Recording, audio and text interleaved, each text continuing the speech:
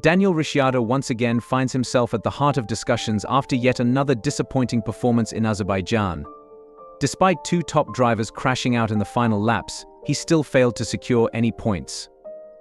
His future in Formula One is now under scrutiny, not only by Helmut Marko but also by key journalists closely linked to Red Bull.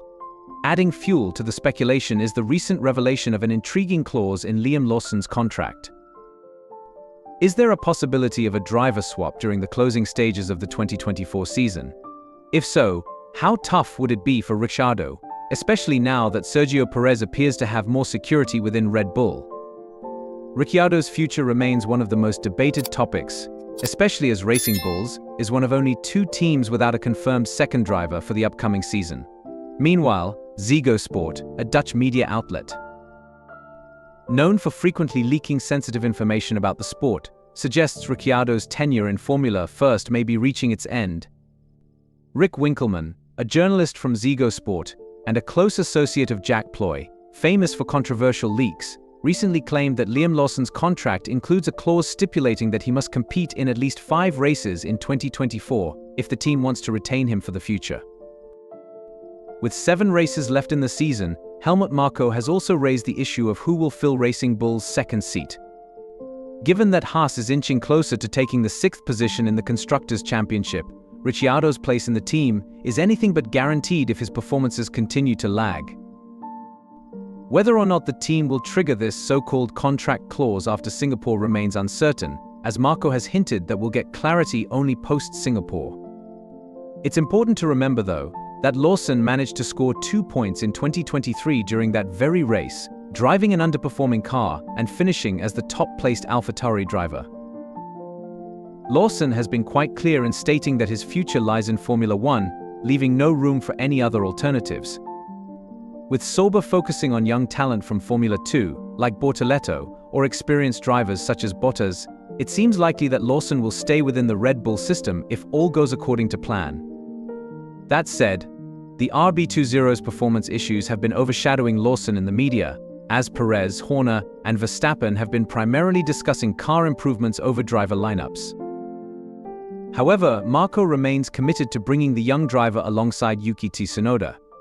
Speaking about the upcoming season and the second seat, Marko stated that they have a plan and that all would be revealed in Singapore. It's still early September, but by then we should have a clearer picture of what's to come. One thing we do know is that Marko has shown more enthusiasm for Lawson than Ricciardo. Earlier in the season, he expressed that Ricciardo's main goal was to outshine Tsunoda significantly. This would give Ricciardo a chance to replace Perez if something drastic were to happen to the Mexican driver. However, neither of these objectives has materialized. The car's performance has dropped off so much that Verstappen and Perez were on equal footing at Monza, while Perez was able to extract far more from the car in Baku. Furthermore, Tsunoda is currently far ahead of Ricciardo in the Drivers' Championship, with no sign of Ricciardo outperforming the Japanese driver.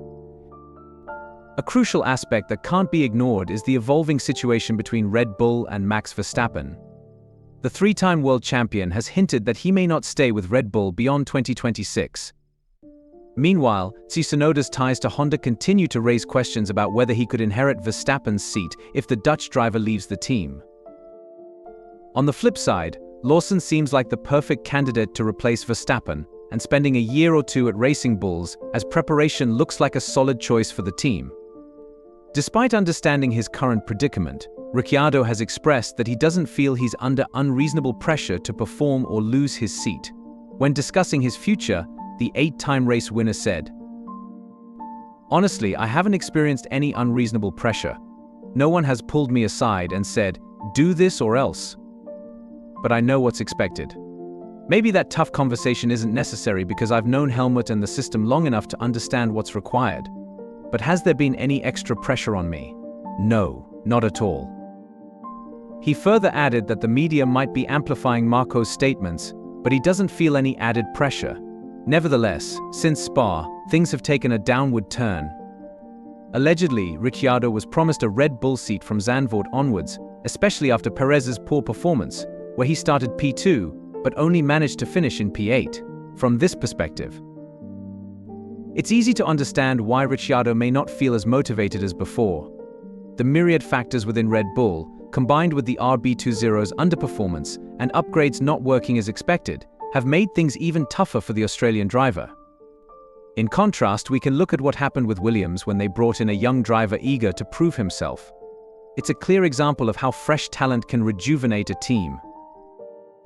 Yes, 2 crashes ahead helped Albon and Verstappen to finish P7 and P8, but even without those incidents, both drivers were set to score points.